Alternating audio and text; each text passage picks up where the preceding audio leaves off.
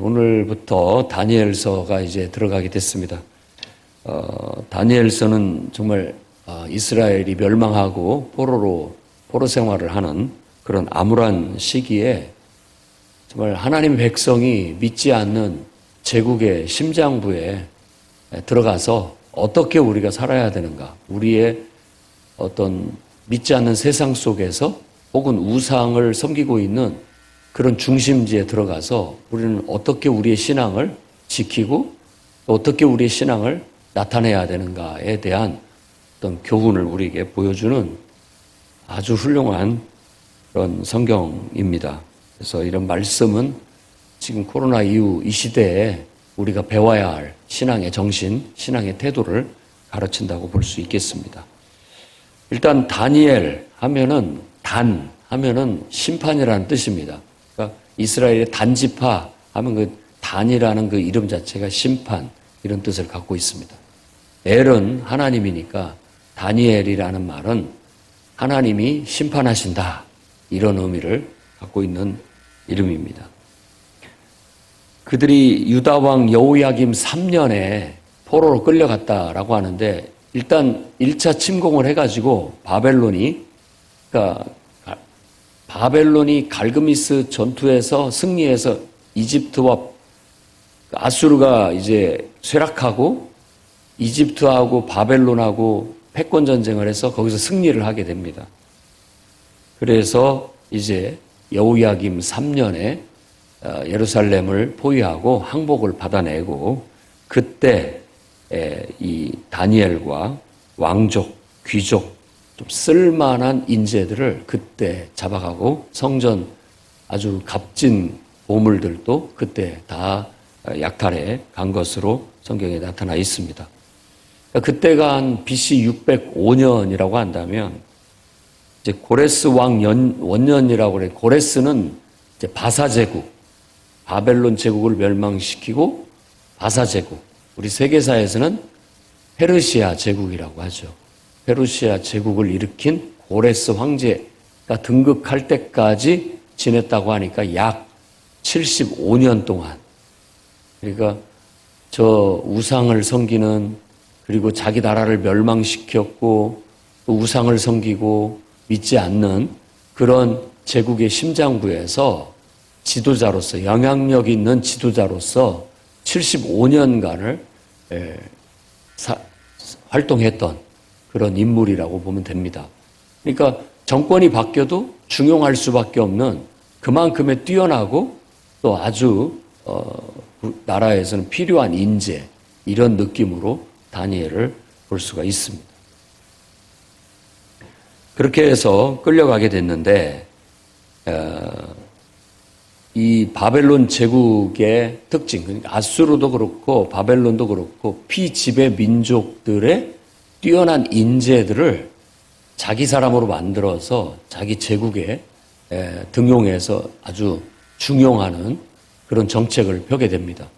그러니까 포로로 끌고 왔지만 그 사람들을 이 제국의 학문과 또 여러 가지 것들을 가르쳐서 그들의 그 뛰어난 지혜와 탁월한 능력들을 제국을 위해서 쓸 수 있도록 만드는, 개조시키는 그런 학교를 세워서 그런 인재들을 키웠던 겁니다. 이런 것들은 아마 본받아야 할 정신이 아닌가 싶습니다.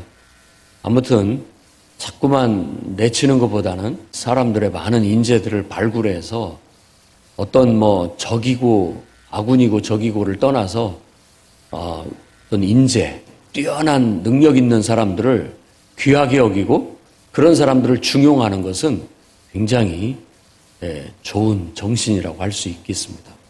여러분들도 좀 그런 균형 잡힌 그런 마음을 가질 수 있기를 바랍니다. 그냥 좋아하는 사람만 가까이 하고 또 내가 싫어하는 사람은 이렇게 내치고 멀리하는 게 아니라 싫어하는 사람들 속에서도 내가 취할 것이 있고 배울 것이 있다.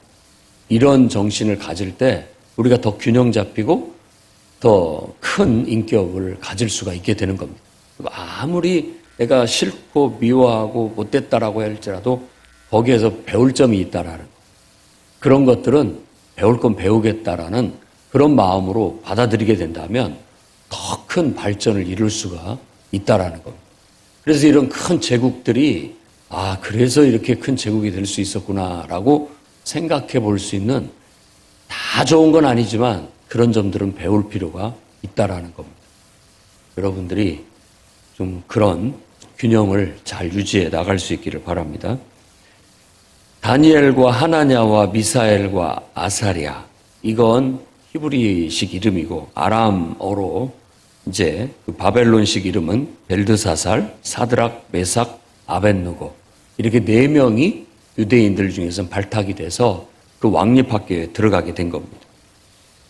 그런데 이 왕립학교에 들어가서 참 한번 생각해 보십시오. 포로로 끌려왔고 또 우상을 섬기는 그런 나라에 내가 와가지고 교육을 받는다고 하는데, 그때 다니엘, 그리고 여러분들이 다니엘이고 이 세 친구라면 어떻게 하시겠느냐. 아마 나는 죽어도 못 받겠다. 내가 이 나라를 위해서 이렇게 할 바에는 내가 죽겠다. 요나처럼 그럴 수도 있겠고, 아니면 그대로 교육을 받되 그냥 받아들이되 그냥 완전히 그 나라에 동화돼서 그 나라의 국민처럼 굴 수도 있고, 또 이렇게 다니엘과 사드락과 메삭과 아벳느고처럼 이 사람들은 균형 잡힌 시각, 그러니까 그 믿지 않는 제국의 중심부에 가서 그들의 학문과 그들의 여러 가지 어떤 기술들과 철학들을 배운다 할지라도 하나님을 믿는 신앙의 거룩함은 잃어버리지 않으면서 그들이 할 수 있는 능력, 그러니까 어떤 의미에서는 일반적인 거죠. 정말 질서와 사람들의 복지와 사람들이 살아가는 세상에 어떤 섬김을 위해서는 그런 제한적으로 하는 일들은 얼마든지 하면서 균형 잡힌 신앙을 유지해 나가는 것. 오늘날 바로 우리에게 그러한 신앙이 필요하다는 것을 보여주고 있습니다. 안 믿는 세상에 가서 우리는 아무것도 할 것이 없다. 내가 여기 있느니 차라리 순교당하고 죽는 게 낫겠다. 이렇게 생각할 수도 있지만, 믿지 않는 세상 속에서 하나님을 믿는 사람으로서의 나의 신앙을 보여주겠다. 하나님을 믿는 사람으로서의 나의 능력과 나를 통해서 하나님이 일하시고 역사하시는 하나님의 능력을 내가 보여주겠다. 라고 하는 세상 속에서 여러분들이 빛이 될 수 있고, 세상 속에서 믿지 않는 세상을 오히려 변화시킬 수 있는 그런 일꾼으로서 자리매김을 해나가는 것도 아주 더 오히려 적극적이고 강한 신앙의 태도라고 할 수 있겠습니다. 다니엘은 뜻을 정해서 왕이 제공하는 음식을 먹지 않겠다라고 합니다. 다른 것은 다 괜찮은데 왕이 제공하는 음식을 먹는 것, 왜 그러면 이것을 거부했느냐라고 봤을 때, 왕의 음식과 포도주로 더럽힌다라고, 더럽히지 않도록 해주십시오라고 했는데 그 음식이 더러운 거냐? 여기서 더럽다라는 것은 바로 그 음식들이 우상을 섬기는 제물로 바쳐졌다가 음식으로 제공되기 때문에 그렇게 더럽다는 표현을 썼다라는 겁니다. 그러니까 신약 성경에 보면 제사 음식 먹지 않는 거, 뭐 이런 거, 나는 그걸 그 제사 음식을 먹는 게 뭐 대단한 것이냐라고 말할 수 있겠는데, 그 말은 곧 그 제사의 음식을 먹는다는 의미가 그 신의 제물로 바친 그 신의 은혜를 내가 받겠다라는 그런 의미로 그 음식을 이렇게 나눠 먹는 거기 때문에, 난 그런 신앙은, 그런 신앙적인 타협은 할 수 없다. 나는 오직 하나님만 섬기고 하나님께 기도하고 하나님만 예배하지 다른 신을 내가 받아들일 수 없다. 이런 어떤 신앙의 신조라는 것.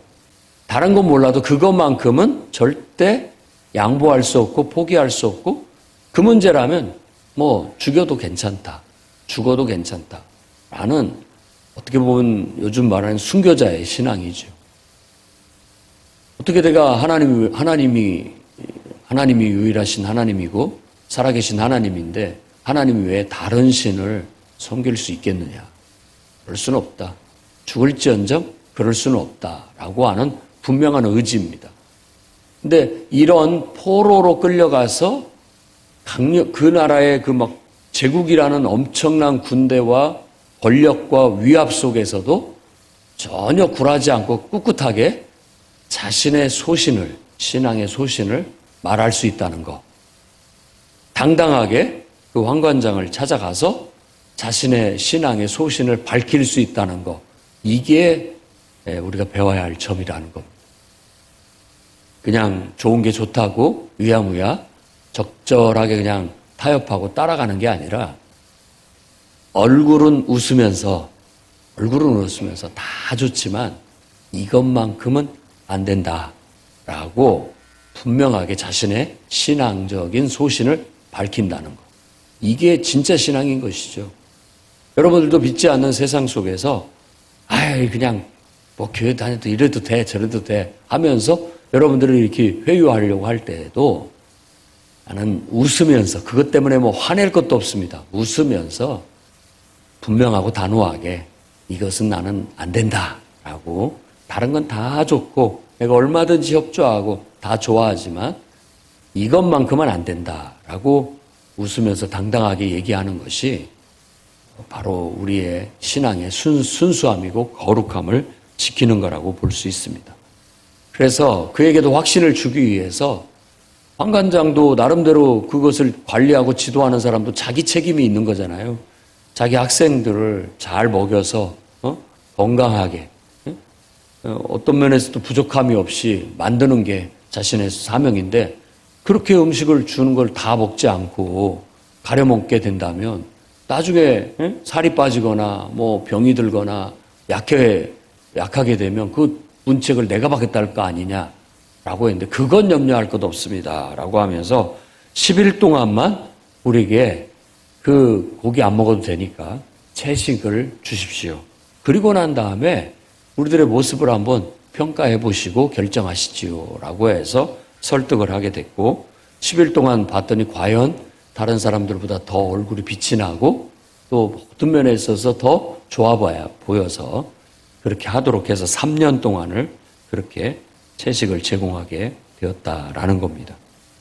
이런 단 한 가지의 사건, 하나의 일화를 통해서도 그들이 얼마나 거룩한 신앙을 가지고 있는지를 보여주는 대목이라고 할 수 있겠습니다. 자, 여러분들의 신앙도 딱 하나만 딱 들으라고 한다면 내 일화를 딱 들려주면 나는 이런 사람이야. 이런 신앙을 갖고 있는 그리스도인이야. 라고 말할 수 있는 일화가 있었으면 좋겠습니다. 나 이렇게 했지만 나 이렇게 했다. 라고 했던 그런 어떤 신앙의 일화. 분명하게 내 신앙을 지키면서도 다른 사람들과의 마찰이나 갈등보다도 화합과 협력을 이뤄나갔던 그런 경험들이 아마 이 믿지 않는 세상 속에서 우리가 그리스도인으로서 지혜롭게 살아가는 한 모습이라고 볼 수 있겠습니다. 그러자 17절부터 이제 나머지 말씀까지는 하나님이 축복해 주셔서 이 네 소년이 학문이 더해지고 학문 그리고 서적을 깨닫게 해주시고 또 지혜를 주셨다. 이 세 가지를 얘기했어요. 그러니까 공부하는 학자로서는 이것이 최고인 것이죠. 학문을 하나님이 주셨고 그리고 서적을 깨닫게 해주셨고 지혜를 주셨다. 그래서 다른 모든 그 왕궁 학교의 학생들보다 이 네 명이 더 뛰어나서 왕 앞에 서게 됐다라는 것은 그만큼 뛰어나서 뭐 요즘으로 말하면 1, 2, 3, 4등 다 해가지고 왕 앞에 가서 상을 받고 포상을 받고 그들이 이제 귀하게 중용되게 되었다. 왕 앞에 나가게 됐다라는 것은 왕궁에서 중요한 직책들을 맡게 되었다라는 것들을 보여주게 되는 겁니다. 다니엘에 대해서 하나 더 소개하고 있는 것은 다 이런 학문도 뛰어났지만 환상과 꿈을 깨달아 알더라라고 말합니다. 환상과 꿈을 깨달아 안다라는 말은 이 선지자적인 능력이거든요. 환상과 꿈, 선지자가 가지고 있는 능력이에요. 그러니까 우리가 하나님의 영에 충만하면 하나님의 임재가 우리를 사로잡게 되면 환상과 꿈. 이 말은 맨날 꿈꾼다라는 게 환상과 꿈이라는 것은 하나님이 보여주는 계시를 본다라는 뜻입니다.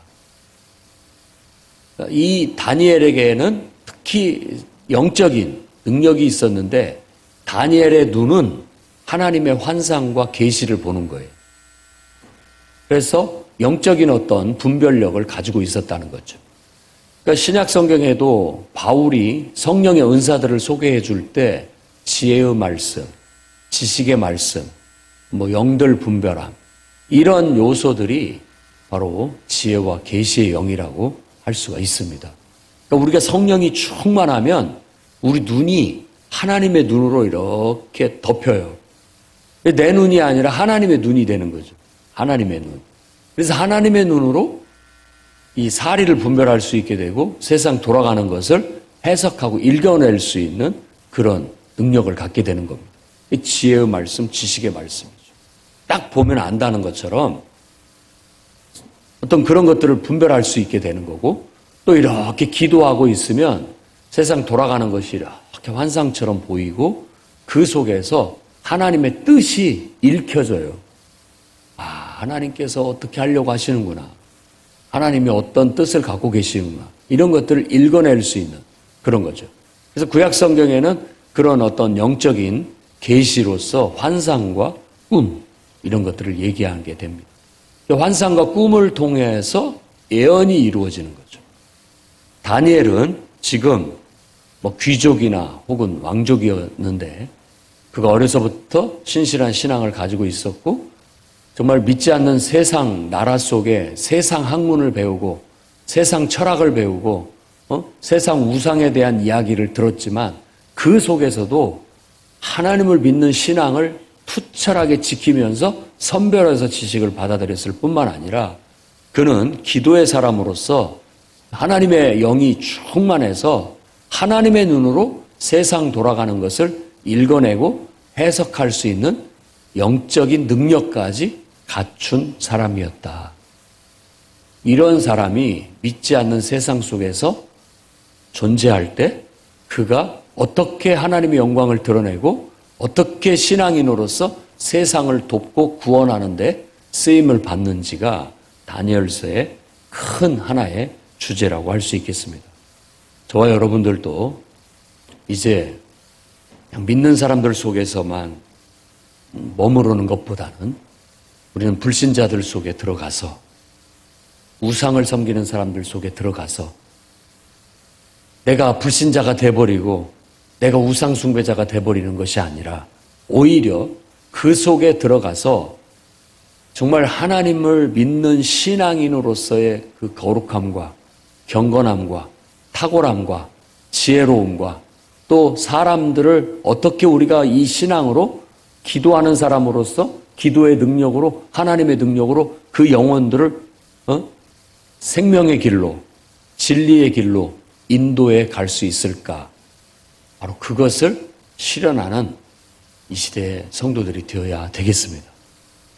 그래서 핍박이 심할수록 또 환난이 심할수록 우리는 세상과 맞서서 당당하게 그리스도인으로서의 정체성을 지키셔야 되겠고 오히려 그런 세상이라 할지라도 우리가 그리스도인으로서 오히려 하나님의 영광을 드러내면서 친절을 베풀고 그들에게 영적인 은혜를 베풀고 영적인 축복을 베풀게 된다면 사람들은 다 하나님께 영광을 돌리게 될 것이고 그들이 하나님을 깨닫고 주께로 돌아오게 되는 그런 하나님을 인정하게 되는 놀라운 역사를 경험하게 될 줄로 믿습니다. 그러니 다니엘서에서 가르치는 신앙의 독실함을 오늘 여러분들도 배우고 실천해 나가시기를 주의 이름으로 축원합니다.